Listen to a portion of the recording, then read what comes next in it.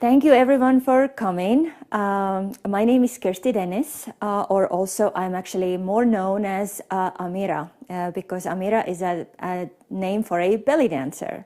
Okay, I'll get to that in a little bit later. So, but I am here today because I have a story to share.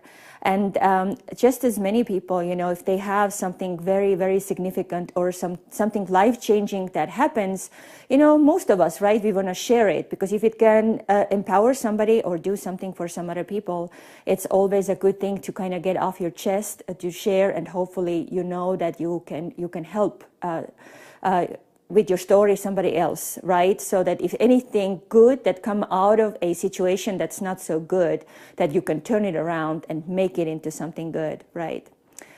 So I am a candida survivor. And it may not sound as any big deal, but we are always, you know, we are mostly used to hear about cancer survivors. And absolutely, surviving a cancer is a monumental thing, and that should be celebrated. I think everybody who survives a cancer should absolutely be the most grateful, and it's such a significant thing to happen, right? But you don't hear about these other things like candida survivors like myself, because actually it's not such a common thing. It's a very, very difficult thing to diagnose, and nobody really knows what it really is. And even doctors don't really know. Nobody really talks about it too much, right? So let me just now start and tell you what it really is and where it all started for me and why I'm sharing this with you today, and hopefully then empowering everybody who could hear this story through the video that I'm going to put up. So, what is a candida, right? Candida basically is a germ. Actually, its name is Candida albicans, and it is actually an opportunistic organism that normally is just living in a human gut.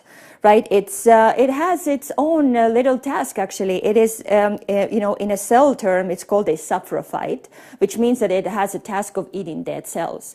As you may know, we have millions, gajillions, you know, germs living in our gastrointestinal tract, or basically in our gut, right? And all of them, they have a really important job to do. Yes, and in a perfect world, they live in this beautiful symbiosis and harmony with each other, and you know, and that's why everybody is just happy and doing what they have to do. But if the environment in your gut changes, then also some of them are gonna overgrow and do something that maybe they're not supposed to do, right? So it's really, you know, who can really keep in the world right now? How can you really keep it all going normally, right? There is so many things that affect our health and our life, and especially our gut health, because our food is not as clean anymore. There is a lot of factors that can play into it. So basically, when this environment gets all messed up a little bit, changed, that's when problems start to happen. Okay, let me do the next slide here.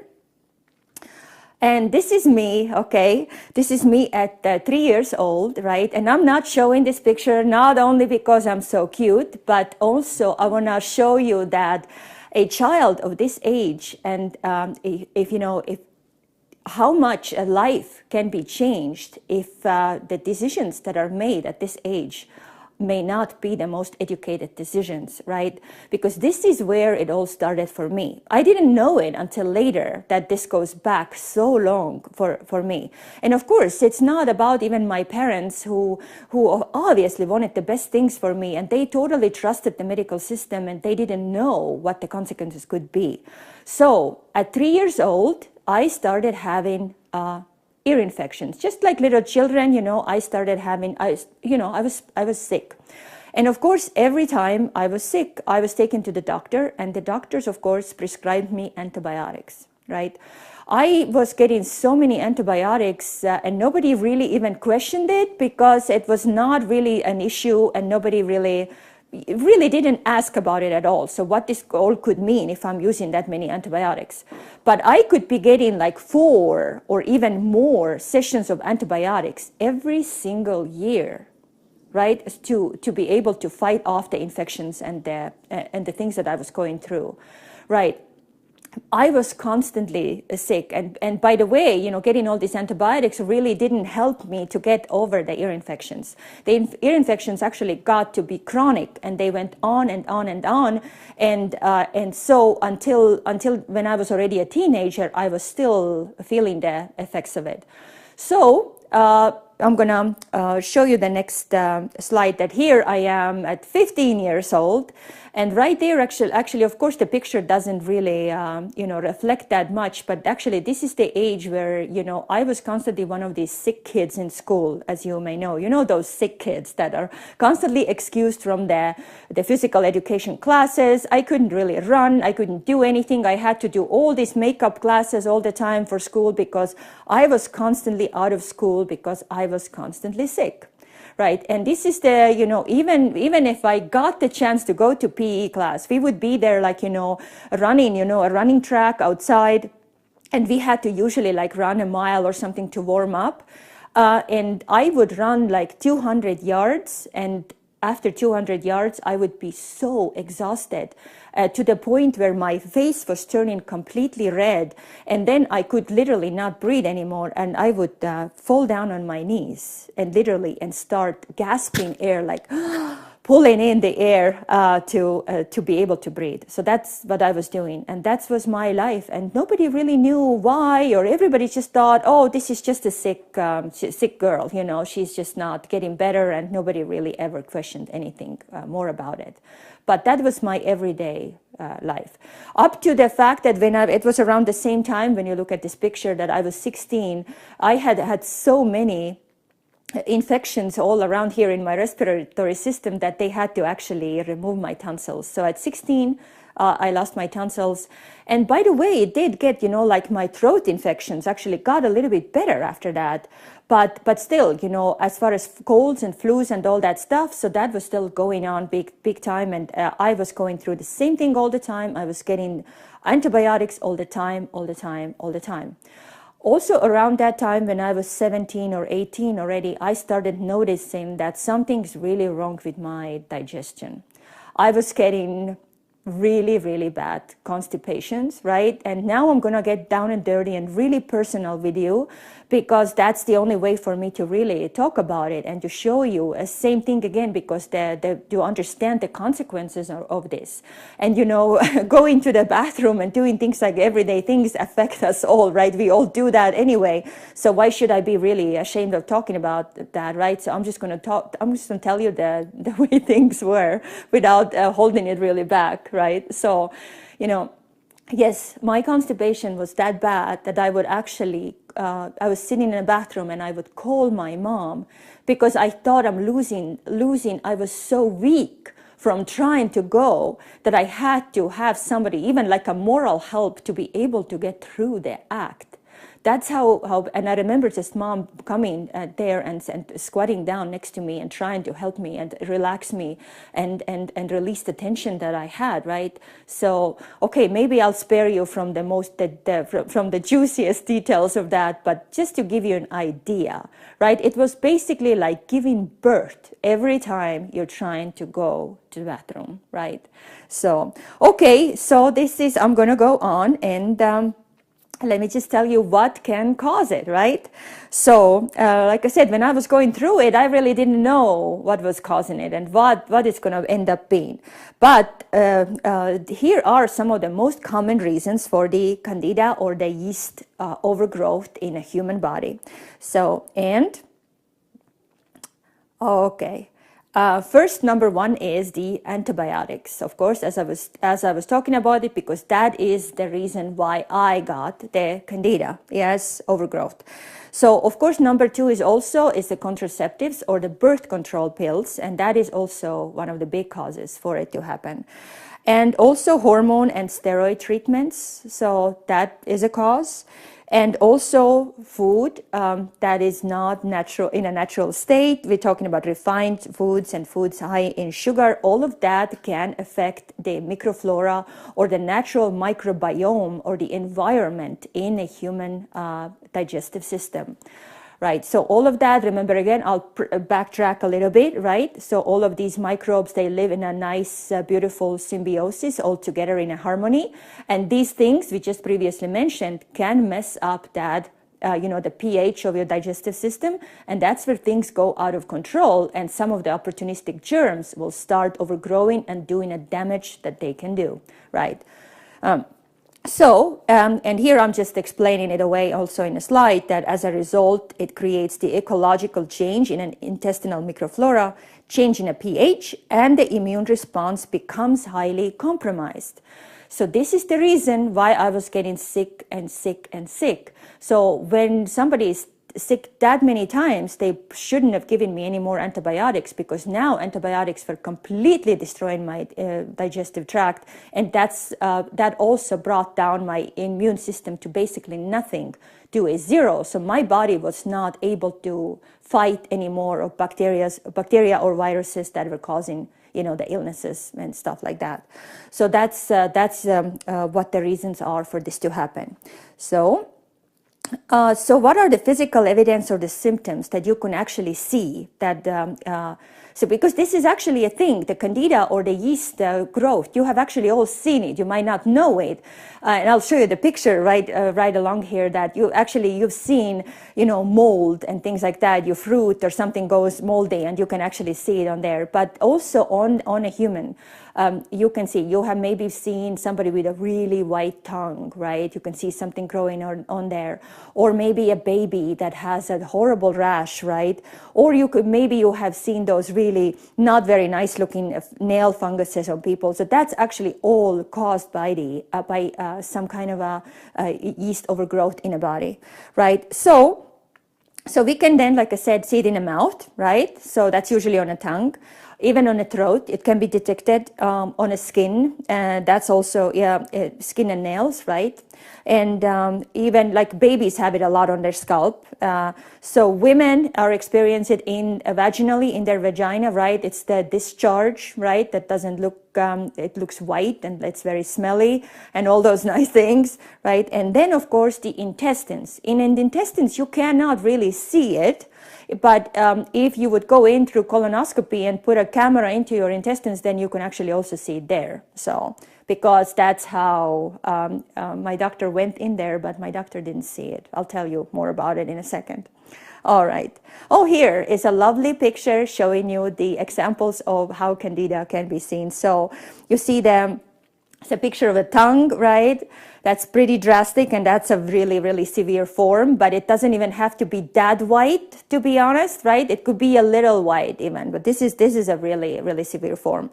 So, and then I'm just putting the picture of the strawberries right there for you to compare, because that's something you have seen, but you might not know. It is the mold is actually yeast as well, right? And then that is a picture of the intestinal tract, right? So it's it's a small or large intestine, and you can see it looks like cottage cheese or little like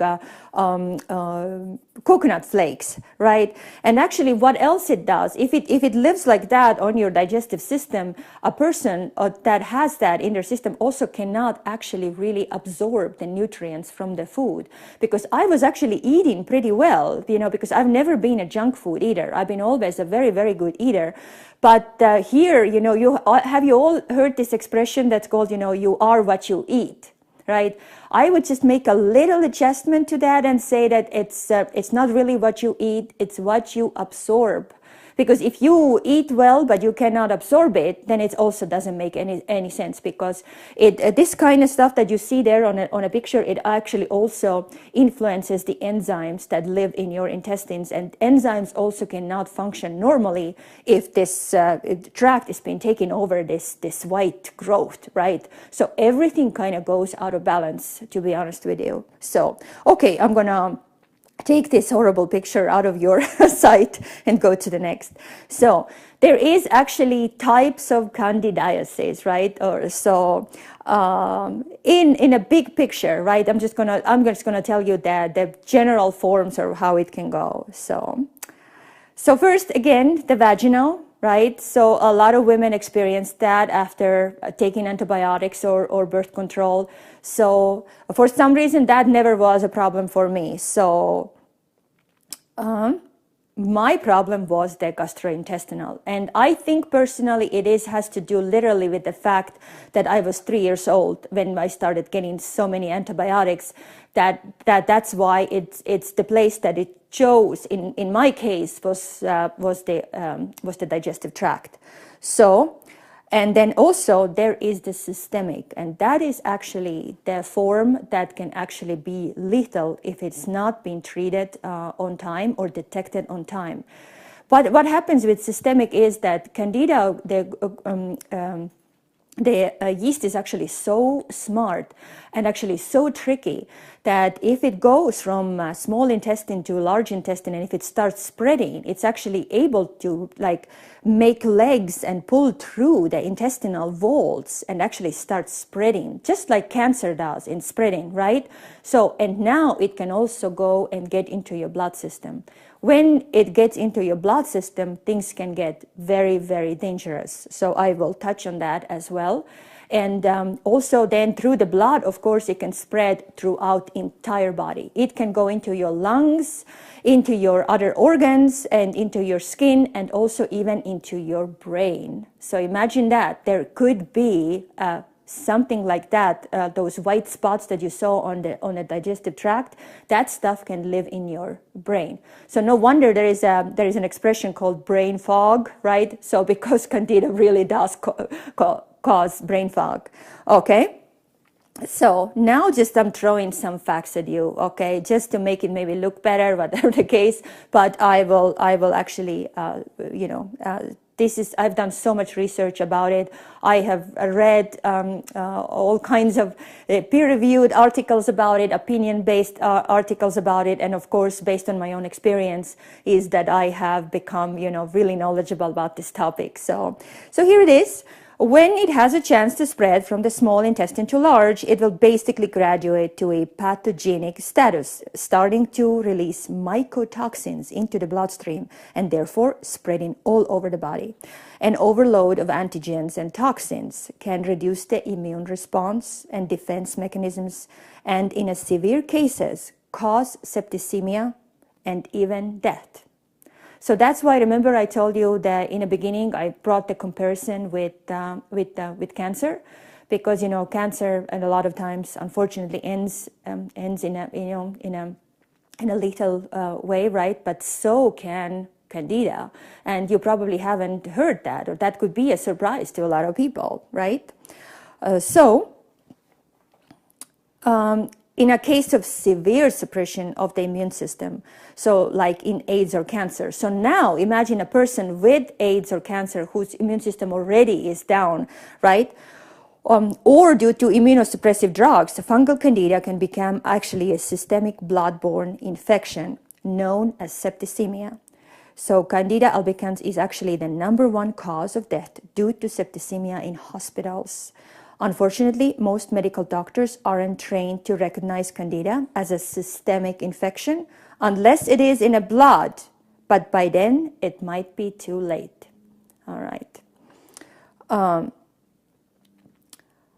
So from a microbiology standpoint, candida albicans is the most complex of all the infectious organisms. There are a minimum of 79 known chemical substances it releases, all of which the human body creates antibodies against. Each candida strain can have around 35 antigens, implying that actually millions of possibilities, or the antigens are actually possible, right?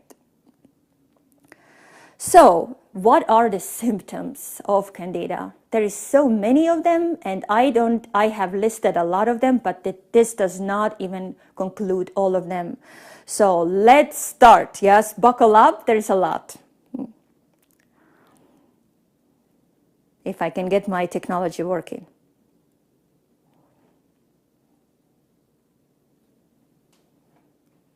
All righty.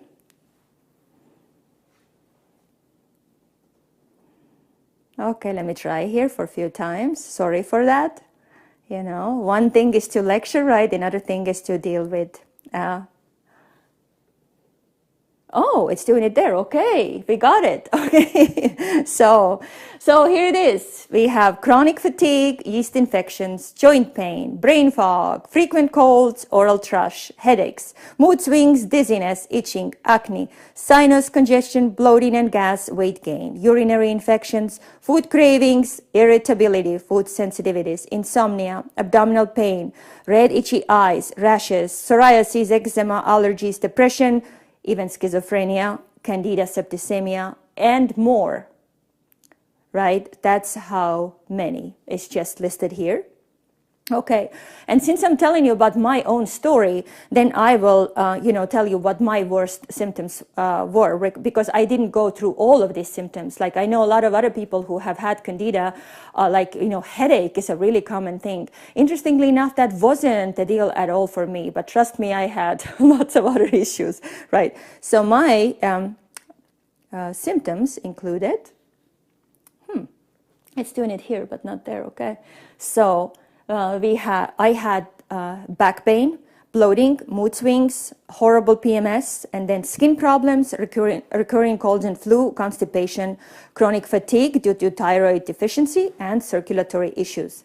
So I will tell you just a little bit about each one of them because it is something very, very significant. The reason I want to tell you about it is because one thing could be tied to the other. And you go to the doctor and you go there with the back pain, and doctor obviously is going to treat your back pain, and nothing changes. And you could go through a surgery. In fact, I went to a back doctor, and of course it was a neurosurgeon, and he immediately suggested surgery. But I had, learned enough about it. I know that if I'm really moody and my back also hurts and I have all these other things going on in my body, I don't think the back surgery is going to really treat my thing, right?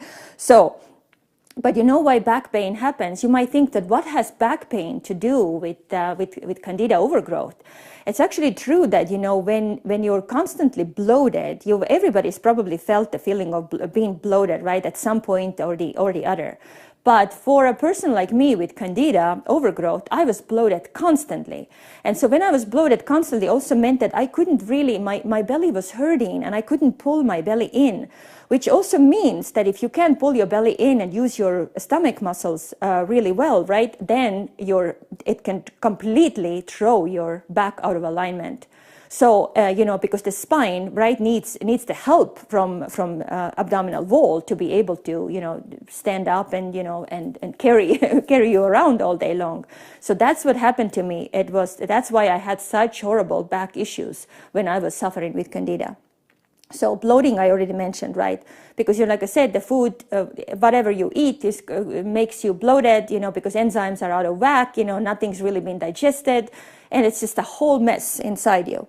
So I had horrible mood swings. I can't even, it's just when I think back right now, it's just I'm thinking it was absolutely, I was so sensitive that somebody could tell me something that could make me just explode, just out of nothing. I could be in a shower and remember something said to me, and I would cry in a shower out of the blue. And then I had PMS syndromes, which is the premenstrual syndrome, right? So I could feel that coming on more and more before my moon cycles, right? I could totally tell, right? Because that's when hormones are also going out of whack, in your body and stuff like that. So that was just like, multiplying that whole thing. So, but I could tell that I was not a very nice person, and I didn't like myself because I could stand to the side and look at myself, and I'm thinking, who is that person? Because I'm not naturally like that. I don't like to be so sensitive, and so you know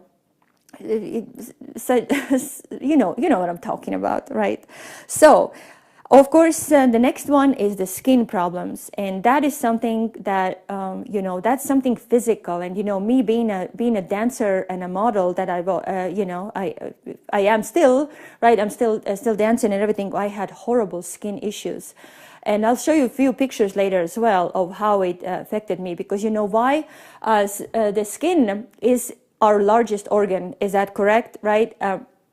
And your body, you know, when it has so many toxins inside, you know, it's so toxic. Basically, it's looking for a chance to actually release those toxins somewhere, and the body is going to look for a chimney in your body.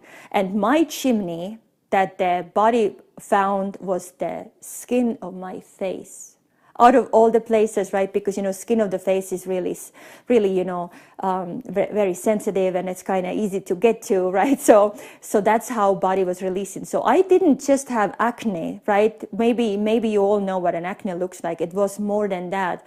I had horrible called furuncles under the skin that were deep and started to come. It took them days and days and days to grow until they come out to the surface and like break through the skin and actually start leaking and oozing some kind of a substance that started coming out of my skin. And that could happen, you know, through the makeup and stuff like that. And I had to be constantly conscious about it when I was performing and trying to put makeup on and cover it up, patch it up. It was a constant struggle for me to do that all the time. So colds and flu, that just kept coming and coming, right? So that I never got really. I was almost used to that. If somebody sneezed next to me, I knew the next day I was going to be sick. I was already counting on it. And that's how it was always. Okay. So the constipation, like I said, yes, I already told you some few things about it. But of course, when I got, you know, when I was about 18 years old, I realized that I can no longer live without laxatives. Then I started taking both natural laxatives and prescription laxatives. And those I took, I'm not kidding you, literally probably for about 15 years, I was living on laxatives, okay? Because there was just no other way, right? So I had a horrible fatigue. Talking about fatigue, like, you know, I was in my 20s and 30s, you know, still fairly young person, right, who could have all this energy and do things and stuff like that. But I needed to sleep at least 8 to 9 hours every night to be able to even function. And then also I still needed to take naps. Because, and of course, after eating is, you know, like after having lunch is when I felt the most tired. I was like, I had to go and lay down again. Food is supposed to give you energy. It's supposed to make you feel better and get up and go do things. But I was getting completely sleepy and I had to lay down. So, and I was just, it did affect my, you know, how I could live my life fullest, because I do now, looking back, I do think that even though I achieved a lot of things in my life, but what I could have achieved without having this disease would have probably been even greater. So, you know, no regrets about my achievements and stuff like that. But I do look back and I'm looking at it now with a completely different view. So, and of course, then there is the circulatory issues as well. And that's what the reason I couldn't run even few hundred yards is exactly because your peripheral system basically shuts off with the candida, because all the blood needs to be directed to the main organs, because that's how body is trying to keep you alive. And that's why body was telling me, don't run anymore. You have to lay down because your organs are not getting enough blood. So that's why it happened, you know, all the capillaries just got all wide, and that's why I got all red in the face. So if you have those things like, you know, getting red and going out of breath really easily, that could be the reason for candida, right? So, or the symptom for candida. Okay. The health of adrenal glands is also linked to both the immune system and digestive system, right? So weak adrenals also often indicate candida overgrowth, because unhealthy adrenals weaken your defenses against candida. It's like a little nice vicious circle that happens here, right? With candida, body is under tremendous stress all the time. I'm talking about, I don't know if you even realize, that's everyday life that you have to think about these things. Am I going to get tired? Am I going to be able to go to the bathroom normally? It's just a psychological thing that's just something like hammers you every day with some kind of an abuse, you know. Usually it could be the people that do that to somebody else. In my case, in a lot of other cases, it is actually the disease inside you that does that. And as you know, adrenal glands in our body are the ones that are responsible for responding to the, you know, stress situations, right? If they work that hard, you actually overwork them, right? And that's what causes the whole fatigue issue and everything, because all these systems in our body are directly related to each other. Okay. So here I'm pulling up some of the pictures of me while I am dancing, because this is important. Now I'm going to kind of fast forward and tell you, go on with my story, right? And this is a picture of me here in my prime time when I started to be an, belly dance artist in Las Vegas, when I was starting to have lots of gigs. And see, I was even dancing with fire and eating fire and doing things like that. So why I'm telling you this is because this is about the year of 2003, when I had already moved to America, right? Like I said, I actually graduated nursing school back in my country before that. And then I came to Las Vegas and I became a belly dancer instead. So you can imagine my poor mom, who puts me through the nursing school and then sees her daughter leaving and going to Las Vegas and starting to dance. It's all good, right? So, I absolutely love what I do. And belly dancing is such a big part of my life. I wouldn't change it for anything. But here again, why I'm telling you about it is because I was already living here in Las Vegas in the United States when it was the summer of the year of 2003 when I had a tooth infection. And of course, I went to the dentist, and the dentist, of course, what did you think, he did, right? So he obviously prescribed me antibiotics, right? So I got another big dose of antibiotics in my body floating around. And then still, the pain was on and the pain didn't go away. The tooth was getting worse and worse and worse. I was with the pain for 3 weeks. And I went back to the dentist. And he just looked at me and said, oh my gosh, so what's happening? Why are you not responding to the antibiotics? And then he actually said that. He said, you know what? You might be, resistant to penicillin. Penicillin just doesn't work on you, right? I said, well, no wonder. I have had so much of it in my life that, of course, my body is just immune to it. And then, of course, he said, well, we have to take care of your tooth pain. So he prescribed me another type of antibiotics. It's a broad spectrum antibiotic, and that actually is known to cause in people. It's one of the side effects that you could read about. It actually says it causes candida in humans, right? But then I didn't know I had candida, and of course he didn't ask about it either. So I got rid of my toothache, but I noticed things were getting even worse for me then. I was getting all of these symptoms I'm telling you about got actually even worse. My skin got worse, constipation got worse, fatigue got worse, my moods got worse, everything just was worse. And I was getting really, really desperate, back already then, while I'm doing this and performing. Let me show you something else here. There's a reason also I have this picture up here, because you would look that, it's, I was in a good shape, everything was good, I was dancing, I was on top of my world, right? And here I am at Valley of Fire doing beautiful photo shoots. What you don't actually know, if you look at, right, because I don't show that, but my back's actually killing me already, because I'm in a sun and it's a hot sun. And I'm getting overheated, right? And I'm already feeling how the exhaustion is coming actually over me, because photo shoots are not as easy as you might think. It's a really hard work to pose, right?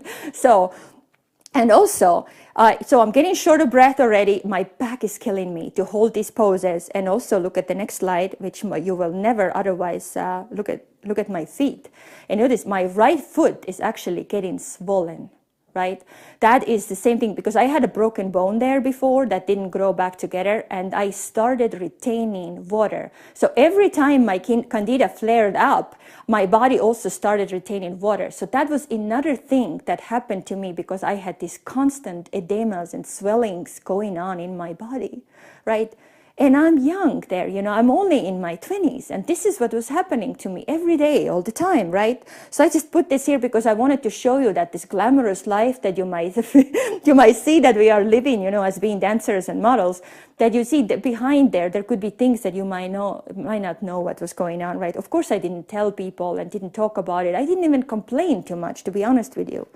So, and here, this picture now is not a a photo shoot picture, because, in a photo shoots, a lot of things can be covered up, and it can be, you can use Photoshop and make things look beautiful, right? This is a very, very raw shot of me dancing in a restaurant where somebody just took this snapshot, and you can even see the date in there. You see it's been taken in August of 2003. That's actually exactly after I had that tooth infection I was telling you about. And you see, it's also, it looks all very pretty and I look happy and stuff, and you see that there's money in my belt and I'm playing my zills and all that stuff, but pay closer attention to my face, because my face is actually totally sweaty. And I'm already telling you, you know, that the thing I told you before about how the toxins started to break through my skin and actually getting over the makeup and starting to leak down, and my face actually under there is totally red.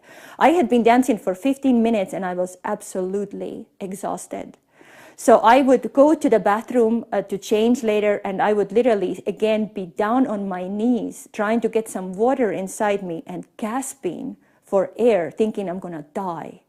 And that's 15 minutes of dancing. Okay, so you know, belly dancing is a vigorous exercise. Don't get me wrong. That's pretty. It takes a lot of stamina to do that stuff. But in that age and doing it for that amount of time, it shouldn't have resulted in me falling on my knees. That was a little too extreme, and I couldn't explain it. I really didn't know what was going on with me. Sometimes I thought I am dying. I literally thought I'm dying. Something's going to happen to my heart, or I had no idea. So that's why I'm showing this. So now, you know, after I got my breath back, then I started patching the makeup up again to make my face look a little bit normal again. So I had to go through that all the time. And I was a very, very active belly dancer. I was just every weekend I was out, you know, dancing a lot of gigs and a lot of restaurants and things like that. So it was a great life though. Don't get me wrong. Okay. So, okay, now let's get back to fun stuff like how to detect it. Okay, so this is now actually, because if you're listening to this and feeling and thinking maybe you might have it as well, because if you have had surgeries in the past, or if you had antibiotics, or if you are taking birth control, or if you've had any kinds of, you know, hormone or steroid treatments, you might have it. Your symptoms might not be as bad as mine, but you might have it. And you might be just curious to check it out, but what do I do? How do I really find out if I have it or not? So there is few very fun ways you can test it yourself.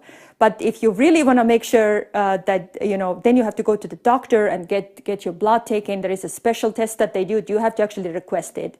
They just don't do it on a normal routine. You have to request for it. And so these options I'm going to show you are not actually, you know, I'm making a little disclaimer here, okay? These are not clinical way to diagnose candida, but it's just a really, you know, it's an indication if you want to check it out, because I did, and all of these things just totally clicked with me. So I'm going to share the homemade versions of how you can detect candida on you. And so these are a little bit fun too, a little gross, but still fun, okay? So I had my daughter make me these graphics for it, okay? I didn't just want to pull the pictures off of the internet, so I had her make them for me.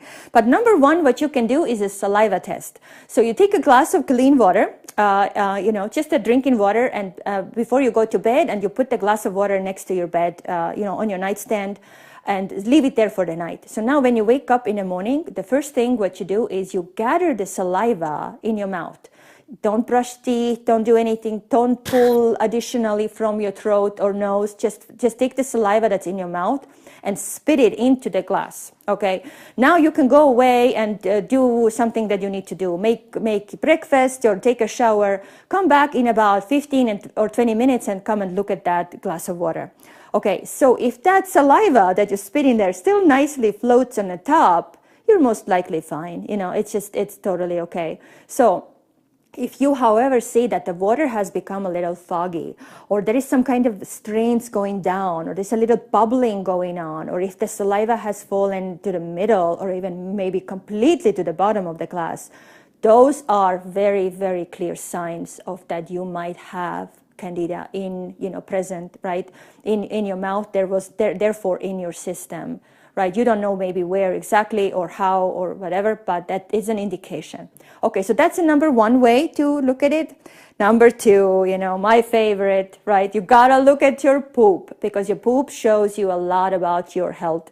You know, you may or may have not heard it, but you know, the color, the consistency and the shape of your poop can actually also indicate a lot of other things in your body. So, but in case of candida, it's the same thing. Your poop should float. Yes, it should be on the water, right? It should be in a perfect world. It should be nice, S-shaped and, nice light brown kind of thing, right? And beautifully float on top of the water. If it has also fallen to the bottom, right? So that it could also be an indication, but that could be an indication of other things as well, but it's a very clear indication of candida. Like, I'll totally share it with you. My poop was constant. It was like Titanic. Every night, every day, it was going down. Bang. Okay, it was just a regular thing for me. So, all right. So here it is. So these are just the two fun ways you can test it yourself. Number 3 is you can actually go and have a colonic. Okay, so what is a colonic? Yeah, colonic hydrotherapy is a safe and gentle internal bath which allows warm, filtered water into the colon through a small device called a speculum. A speculum makes it possible to simultaneously bring clean water into the colon and carry waste out. Yeah. So I'm going to now continue with a little bit with my story, right? So I remember I was so desperate. I was becoming really, really desperate with this situation, and I had gone to, like I said, to skin doctors. They prescribed me, of course, acne medications. They wanted to give me more antibiotics, by the way. By then, I already refused them, right? So no matter where I went, the doctors only look at the specific, symptom that I was talking about, and they try to do what they're trained to do, and none of that really made any sense. So it was. In 2008, I birthed my daughter, and after that, of course, also things, again, constipation, of course, got even worse again. And then finally, I was just in that state where I said that, I just can't do this anymore. I have to find answers. And, when you're that desperate, you just basically go. And, I remember going hiking and sitting on top of the mountain and basically putting out there and saying, universe or God or whoever you are out there, please bring me answers, because I need to know what is going on with me, right? So, and usually the way it works, right, is when you ask, you might get it, and be prepared to get it. So I've been teaching belly dance classes for a long time at the gym here, at the local gym. And I have this really lovely woman that comes, she's my regular student, and we have become friends. And we started talking to, and I started telling her about my issues with my constipation and my disease. And then she was just basically, she listened to me, and she basically said, she whispered, she said, you know what, there is a doctor in Las Vegas here. He's really not a doctor. He's also more of a, he has some powers, right? So why she was whispering is the reason, because, in America, you're not really allowed to talk about witch doctors, right? Because, it's not a really cool thing, right? So anyway, but I was like, oh my God, but sign me up, right? So I immediately made the call. I made the appointment. I went to his office, and I just can't. I have to share the next part, because I think it's adds at least some little humorous little thing to my whole miserable story. Is that when I walked into that office, actually the doctor kind of scared me first. He was this tall, really white guy. I mean, white, like he had no color in his hair or in his eyebrows or eyelashes. He was like totally white. He was a little scary looking. So I was first like just got a little scared, thinking, oh my God, where am I, right? So, but I thought, you know what, I am here, and I'm going to tell him my story. So, and by the way, he had, because he had no facial hair, then he had glued on eyebrows, right? And I just remember so clearly that when I looked at him, that one of his corners was coming open or unglued, and I was so tempted to go like that and put it back on his his eyebrow, because that's I'm just telling you that he's my hero. Okay, this guy, but that was my first encounter with this doctor. So I mean, I absolutely love him, don't get me wrong. So I just sit down, and he sits down, and he listens to my whole thing, and I tell him everything. I just pour out my miseries and the things that I'm going through every single day.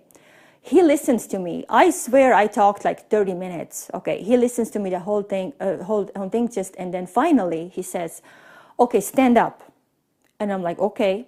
So he said, I need you to walk from here to there and come back.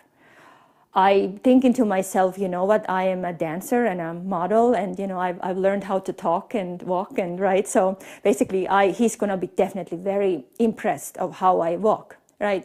So I just went and walked there and walked back, and literally his reaction is, oh, that's what he does. And I'm thinking, what? And I'm thinking, looking at myself thinking, what did I do? What went so wrong, right? And he says, your adrenals are completely like shut off. Like you have, there is nothing. Your poor adrenals are just, you know, shut off. And I'm thinking, how did you know? But you know, holistic doctors are trained in a little bit of different way. They know how to look at the whole body instead of a one symptom, right? So they do this in a different way. Yeah. So, and yes, he says, and then from listening to your story, I do tend to think that this might be caused by the candida. And now, do you remember how many doctors I visited, how many things I did, and all this stuff, right? And nobody ever had mentioned candida to me before. Absolutely nobody, right? So, and also, you know, I forgot to tell you that I had actually gone to a gastroenterologist. There's this really, you know, it came really highly recommended, this doctor. I went to him, and he's, you know, he's a gut doctor. That's what he does. And that doctor, of course, you know, said, you know, okay, let's go and do the surgery, and we do the colonoscopy for you. So he puts the camera, the tube into my rectum, right? They put the camera inside, they go inside your intestines, look around to see if there is any blockage or cancer or whatever might cause me all these symptoms, right? After the surgery, he basically tells me that, no, I don't know. I didn't see anything. Everything seems to be fine. It's just, you know, your life, and you probably have to be on medication for the rest of your life. That's what he told me. That was one of these moments when I walked out of there, and that was it for me. I said, not like, never again. I'm not going back to a regular doctor. So that's when I was, after that, when it happened, that I was introduced to my holistic doctor. And by the way, I'm calling him, I gave him a nickname. I'm calling him Dr. Eyebrow now. So that's his nickname. Okay, so you know, it's in with the best intentions. Yes. Anyway, so Dr. Eyebrow now then tells me, after he thinks that it's candida that's causing it, he says, you know what, I can't see inside you, but you got to go and have a colonic. And that's remember where we started here talking about colonics? He said, you got to go have it, because that could indicate, you could find out if it really is or not, right? So, of course, I'm booking an appointment for colonics immediately. The first time it's very traumatic because, you know, you don't really know what's happening. It's even though it's very, very discreet, but it's still a little bit scary, because now you have to put another tube into your rectum. They're gonna turn on the faucet, and you're gonna feel the water filling up in your stomach, and it's a really strange feeling, right? But anyway, so body reacts naturally. You actually start to push it out, right? So as I pushed out, the first flow of water that came out, and by the way, the tube is connected to a big see-through hose, right? You can see everything, you know, parasites, anything you could have is coming out, and you can see them. And the first flush that came out of me, the lady, my you know, that was there with me, assisting me, right, who was doing that, she basically put her hands together like that and said, that's her words, quote, in quote, basically, oh my God, you are full of candida. That's what she said. And to me, for a second, I held my breath. And the another thing, the way I reacted is, I didn't know what else to do, but I reacted so that I bursted into tears. I started bawling, I started crying, because that now I had a confirmation from what my holistic doctor had told me. And I had already read about it a little bit after visiting him, that it's a candida. And I'm thinking, why has nobody ever told me about this? None of the doctors have ever mentioned. And I just felt so betrayed by the medical system, you know. And here again, I want to mention to you that I'm actually a big fan of medical science. I think it's absolutely fabulous what medical science has done. It's, you know, the reconstructive surgeries and things that they can do and save people. Every time I see an ambulance driving or going somewhere, I'm just so grateful to see that they can save somebody's life, right? But where my, you know, where I'm kind of changing my opinion here is how, you know, they treat, you know, chronic conditions and things like that. How they look at people, it's a completely different story, right? So that's, I also, you know, wanted to mention that. Okay, so coming back to that now, finally, this was year 2010, is when I found out that I have candida. Okay, so of course after the colonic, I just went back immediately to my Dr. Eyebrow, who obviously now, like I told you, he became my hero because he was the only one who was able to put a finger on it, right? So, and now immediately that's what he then told me is what to do, right? So now we're getting to the point to say that what can be done? Can it be treated?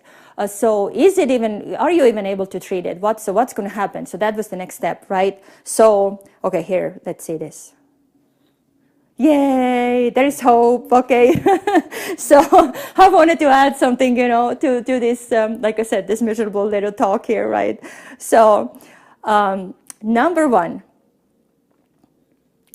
okay, this may or may not come as a surprise, right? But food has everything to do with how we people function, right? Or how we fully function, you know, exactly. It's not just only what you eat, but what you absorb. And, you know, but that's usually, you know, this is the base of the medical, of the medicine is actually being, you know, let thy food be your medicine and medicine be your food. Because food is like fuel that gives us all the necessary nutrition and the vital elements that we need to survive. And that's why, you know, it should be so normal. But, you know, if you look around you and you know that people are eating a lot of junk, and it's still, even though it should be like a common knowledge, but still people are kind of abusing that knowledge, and they still stick to the fact that it's since everybody does it, then I can do it too. So let me tell you here that there is no magic pills with any diseases. You can't just give somebody a pill or a magic wand or whatever it might be, a supplement. Food has to be the number one change that you do in any kinds of chronic illnesses or situations that you are in. I totally, utterly believe in that. So basically, here as well, my holistic doctor told me that yeast or the candida is feeding off of sugar and milk. Okay, that's what it likes the most. They said, you have to do it. You have to totally drop those foods, right? And to me, because remember, I was so desperate, right? Usually, even I wouldn't recommend anybody to change their diet overnight, because usually people fail when they do that. You know, diet change should happen, you know, gradually, right? So you make little changes. But the way I was, how desperate I was, I actually did a cold turkey cut. I just immediately went off of sugar and milk, and I did other things too. And you know what happened? Remember, I told you before that my doctor told me that it would take, you know, that I have to be on a medication for the rest of my life, right? It actually makes me emotional if I think about it, because, yeah, I'm angry. I'm angry at that answer, to be honest with you. So after just changing my eating habits and doing a few other things that I'm going to tell you about, I was able to come off the medication in 2 weeks. In 2 weeks. And that is remarkable if you think about it for a second, because nobody had told me anything about nutrition or what I should eat or not eat. Okay, so let's actually, I find it that important that I'm going to actually tell you what to eat or what not to eat. If you are, even if you don't have candida, but you're trying to cleanse or put your body back in a better shape in any case, or this also applies to any other kinds of, you know, things that you might have also, like allergies in your body, or if you have autoimmune diseases. So this could all apply to the same thing. So let's go through it. So I'm going to first tell you the foods that you shouldn't eat. Yeah, foods not to eat, right? Whether they are just feeding the candida or they're just bad for you. But I'm going to go through it again. Yes, because we need reminders. So sodas or energy drinks of any kind. There is, I usually say that, I beg people, if I can, not to take, not to drink sodas and things, because basically that is poisoned water, right? And yes, I don't want to get carried away too much, but that is not a good thing for humans, especially for children to consume. So then, of course, dairy products. As I told you, dairy is incredibly, something that the yeast, the candida germ really likes, right? Because it gives the right amount of, the acidity and the whole things that it creates in the body. So it really loves that. So believe it or not, even though I was a cheese lover as well, like, many of you may be, but I cut the cheese just overnight. So that, of course, just counts, the cheese, cow milk, and, all the flavored yogurts and the milk chocolate, as all of that goes into that category. So next is yeast containing or yeast growth promoting foods. That also goes for hard liquor like beer and other hard vodka and things like that. Refined carbohydrates like white breads, rolls, bagels, cereals, white pasta, pretzels, cookies, all of that stuff, because most of them also contain both milk and sugar and things like that. So it's really the germs or the opportunistic germs will have a party with those foods if you eat them. Then there is mold containing and mold yielding foods. Those could be smoked or dried meats, sushi, again, cheese like mold, and even soy sauce, peanut products, and pistachios. Why those? Because peanuts and pistachios tend to have a lot of mold in them because they're not usually fresh when they come to the grocery store. So, unless you have your own pistachio tree at home, that you get them fresh, obviously this is not the case. I'm talking about, processed things, the things that have been sitting on a shelf for a long time. So I hope you know what I mean by that, right? So, all refined and processed sugars, anything that's containing high fructose corn syrup or aspartame, or that is also candies, chocolate, and all those so-called the good things, the people are, the addictive things, right, that we usually like and stuff like that. So there is so many foods to eat, because I get these questions all the time that, what do you eat then? So I'm like, oh my gosh, there is so much to eat, just eat foods that are natural to the state of where they come from, right? And if it's locally grown and organic and stuff like that. So, there is so much to eat. So we have obviously all fresh or frozen greens and vegetables. They could be lightly steamed or even raw, because greens and vegetables are the most nutrient-dense foods, period. Yes, so somebody could argue, but that is the fact. So I am, a smoothie queen, basically. I basically have green smoothies daily now because they have just become like part of my everyday life. There is so many ways to make green smoothies, and there is so much information out there. We have this wonderful friend tool these days. It's called the internet, the Google. Go and Google green smoothies and you'll see what happens. It's absolutely wonderful, because I don't want to spend a whole entire hour here talking about green smoothies at the moment, even though I love talking about it. So now all unprocessed seeds and nuts, and they could be raw or sprouted.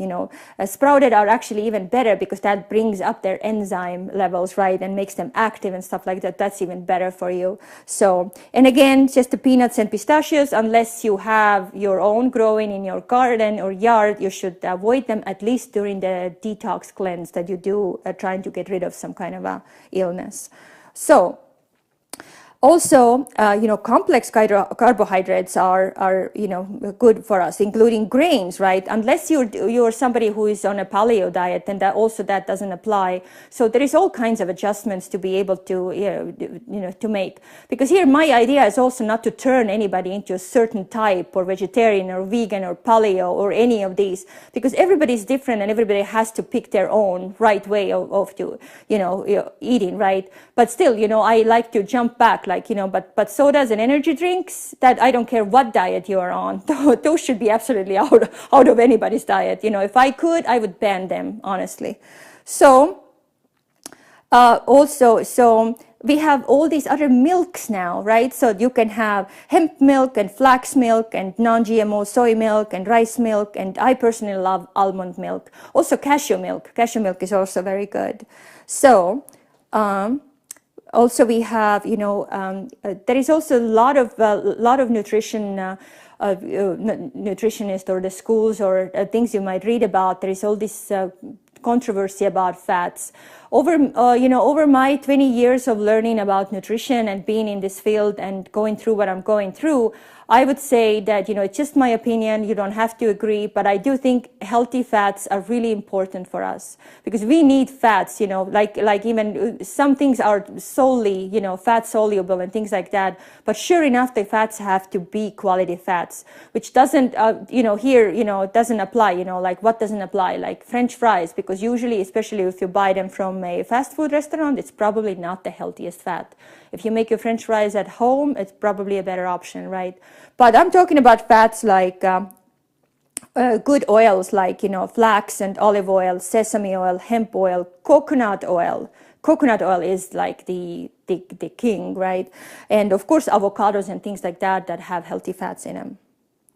So, so also lots of questions. Oh, should we eat fruits? Because fruits also, give out a lot of sugar, right? They turn into glucose and things like that. So during Candida cleanse, I don't completely give up fruits. Maybe a few days, but I will add them back, because fruits have another good thing, and that is a fiber. And fiber is absolutely important in any kind of, lifestyle or diets that you might be doing, right?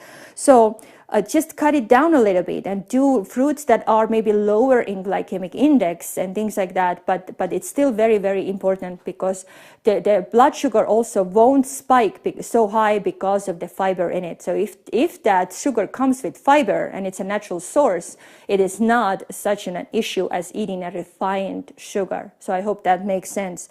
And of course, like, I'm a papaya fan. I just love Mexican papayas, and those, they have high enzyme content, so this is really good. But by any means, you should avoid fruit juices and the canned fruits and those like that. So that's considered processed. That's considered processed food. Okay. So stevia, you are totally welcome to use, because stevia is a natural sweetener. For personally me, I don't really like the taste of stevia, so I skip all the sweeteners altogether when I cleanse. But you can use it. Stevia is fine. So another really, really important thing is to drink water, because especially when you're cleansing, or in my own case as well, remember, when you start doing these changes in your body and all these toxins are starting to release, you have to give now body a tool to actually take it out. And that's why, there is some theories also, make it overly important, I think, to drink too much water. I think it also depends on in what climate you live. Like, I know that in Alaska, people are not going to drink as much during the winter as, people who live in a desert. So it's also, for the needs of the body, obviously. But during the cleanse, it is super important to drink it, because you have to have the way to flush those toxins out. So here's, just a little rule of thumb, like, let's say that you don't know how much, then let's say just 150-pound person, divide 150 by 2, and that's the amount in ounces that you're going to get. That's how much water you should drink per day. So a 150-pound person should drink about 75 ounces of water a day. So, and you do the math, with your own weight. Okay, let's keep going. So it is recommended during the cleanse at least to stay away from animal-based foods because they're simply harder to digest. It takes body a lot longer to digest them. It takes different enzymes, and that will just interfere a little bit with the cleansing process. So I personally haven't eaten red meat in a very, very long time. Occasional fish that I do eat sometimes, but also during the cleanse, when I do the cleanses, I also don't eat the fish. So, but if you absolutely have to, for some reason your body just cannot be without meat, then the general recommendation would be that do it as little as possible, maybe once a week, maybe twice, okay? And also eat natural meats. That is actually a meat that comes, from, that looks, I mean, whatever. Meat doesn't really look anymore after anything that, after the animals killed, I believe, but at least eat the real meats, like, steaks or whatever the case is, because, things like hot dogs and burgers actually don't go into that class. They're processed meats. There's so many things added to it, so that is not considered meat as long as I'm concerned. Okay. So, so now we're talking about the number 2 thing. It is the supplementation. Especially after I went through, I do have to get some supplements in me because, like I told you, I was malnourished basically on a cellular level for years and years and years because I could not absorb the nutrients I needed. I've been not very keen on taking vitamins all my life because there has been so much controversial information about it. And now I have come to the point where I am a firm believer in one thing. If you don't know what vitamins you're taking, if you don't know their quality and don't know where they come from and how much study is made on them and what kind of capsule they've been put into, then you should not take vitamins. That's what I believe now. Basically, that comes to the point that, yes, we do need them, the vitamins and minerals, but know what you're taking. Go and research the vitamin that you're buying, because even in health stores, the things are not always as the most quality as you might think, the best quality. So next thing to take during a candida cleanse, or like I said, in any cleanse, is the caprylic acid. And what is caprylic acid? Actually, it's found in few things only in a natural world, right? But it is found there. So it is found naturally in coconut oil and also in breast milk. So that's why it's very, very important to actually breastfeed the little babies. So it is beneficial saturated fatty acid that has antibacterial, antiviral, anti-inflammatory, and more importantly, antifungal properties. So because caprylic acid acts as a natural yeast-fighting agent, it's believed that it can penetrate the cell membranes of candida yeast cells and cause them to die off, detoxifying the digestive tract and speeding up the healing process. Right, and there I have added another little fact there that actually researchers have found that it actually is superior, in a terms of efficacy, that also it's less expensive than the drugs such as diflucan for treating these infections and things like that. So just an interesting fact maybe for somebody to know. So I have found a supplement that has caprylic acid in it, so that's what I am taking during my cleanses. So the next is number 3, and that also this plant itself is my little hero. It's oregano. And I'm gonna now again go back to my story just for a second. My natural holistic doctor, Dr. Eyebrow, he then told me also, he said that you have to start eating oregano, because oregano is the known antifungal plant and you just have to eat a lot of it. So no sugar, no milk, and you have to start eating candida. So he gives me this recipe for this salad that has, it has a lot of oranges in it and stuff like that. And it's just like a lot of oregano, right? So I am buying a lot of oregano and making this salad, and after 2 days of eating it, I thought that, oh my God, I'd rather die, but I just can't eat this thing anymore. So, and that was, you know, the breaking point for me there, where I went back and said, is there anything else that can be done? And of course, then I hear that, oh my gosh, there is an oregano essential oil, right? Because essential oil, one drop of it can be just many, many times more potent than the plant itself, right? And if you take it in a really pure, you know, medicinal form, right, then it can be actually swollen down and taken into the body, and it will just be a lot easier. And that honestly was a really, really saving moment for me, because I thought that I've now saved my life. And I felt the effects of oregano absolutely immediately, and that contributed really highly for the fact that I was able to come off the medications in 2 weeks. So yes, I even have one bottle of oregano here, and like I'm telling you, this little bottle here is my absolute hero as well. So I love oregano oil, and I do cleansing detoxes with it, you know, 2 or even 3 times a year all the time. And I also take it as a natural antibiotic. Because remember, I can't take antibiotics anymore. So even if I get sick, I just do oregano now instead.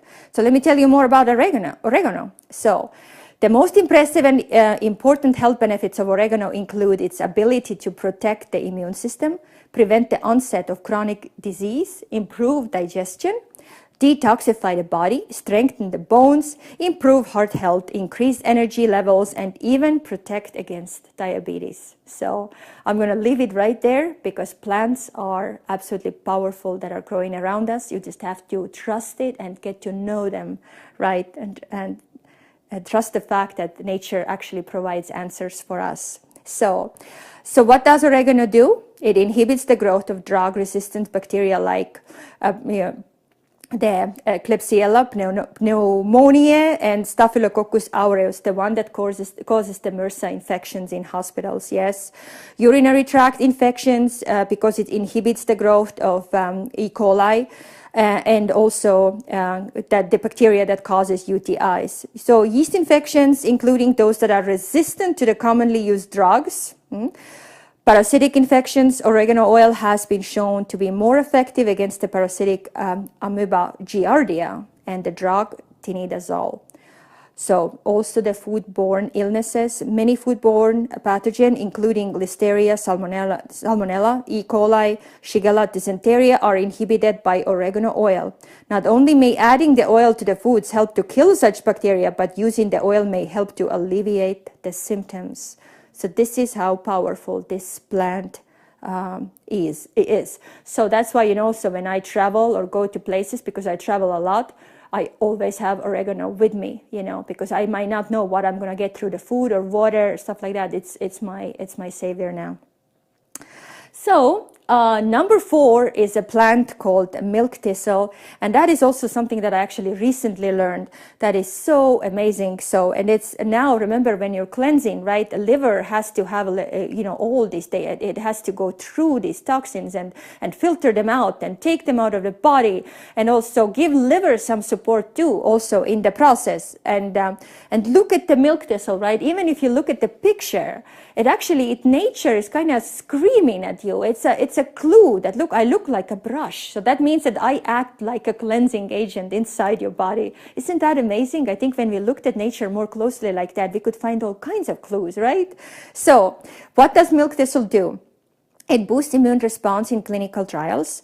It has demonstrated liver protecting benefits in human studies. It possesses antioxidant and free radical scavenging activity.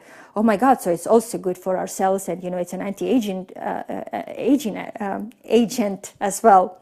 So milk thistle supplements help to cleanse the liver from prescription medications like oral contraceptives, antibiotics, and many others, as well as environmental pollution, heavy metals, and the remnants from radiation and chemotherapy. So the list goes on and on and on. That's how powerful is milk thistle. Same thing again, if you're looking for supplements, just make sure you research the supplements you're about to buy, right? So there is, thankfully, all the research is available these days, and all these companies who make supplements, they have to conclude all the, you know, the stuff that they put in it and how they're made. So just really, really research your supplements. Okay, and also, of course, we cannot not to talk about probiotics, right? Because probiotics is something that also will put all these good bacteria back into your gut, and that, you know, it's there is so much information about it, and I'm sure you can, you know, if you're interested, you can go and read about it. But let's just look at the word just a second, what the probiotic is, right? So probiotic, and then we have antibiotics, right? Synthetic antibiotics. The ones that you know, affected my life so much to an extreme point, right? If you think of a word antibiotic, word anti means against. Bio is anything that has to do with life, so it's actually against the life. Yes, so that's antibiotic. Now probiotic is a pro-life, right? So it says yes, life. Yeah, so that's why just think about the words. So after cleanses, when I do cleanses, I always go through a course of probiotics. That is absolutely necessary to help the gut to restore the natural microflora. And here I just want to end up with you know, finish this long lecture with this picture with my that I'm here with my daughter. It is significant because remember how I told you before, I couldn't run and I couldn't do things and I was tired and I had to take naps. Then now I am actually better than ever. I am able to run around and do things with my daughter and things, and I feel more young and energetic than I was 20 years ago. So, you know, I'm in my 40s now, and I have more vitality and more willingness to do things. I'm not as moody anymore. Like I said, I can run, I can dance, I can do shows with live bands when I dance for 40 minutes in a row and I don't even turn red. That's how amazing it is. I go to gym and join the classes and do things. So my life has absolutely changed. Do I have some effects of still? Absolutely I do. Of course, some of these effects are lifelong and may never go away that I was going through, but still I can say that I have gained the control of my life back, and I know now how to, you know, control the symptoms if it flares up by any chance or anything. But I'm still very prone for candida to flare up. I don't get sick as much anymore. Like flus and colds don't affect me as much anymore. I still do get sick every once in a while, but I'm sick in a totally different way. I can totally, with my natural remedies and oregano oil that I showed you, totally get over the flu, so very easily. So my life has completely turned itself around, and it's such a wonderful feeling to know that I have gained that power again. So if nothing else out of this lecture today, is what I hope is that, you know, when you have children, or if you're already somebody who is suffering with something, that you will have the power to take some of these decision makings in your own hand. That if you do go to the doctors, then you would ask questions and do your own homework and be very wise about using synthetic medications. Because sure enough, antibiotics sometimes are really important. They can save lives. But in a cases like my own, and if you have the, you know, small children that are maybe sick too often, then you would maybe think twice or even 3 times before giving them again and again and again. So I do hope that I have inspired you today, that you have learned something, and if I have affected even one listener today, then that's totally like worth my time and effort in trying to spread my story and sharing these gory details with everybody. So thank you so much for your attention, and have a happy, healthy life. Thank you.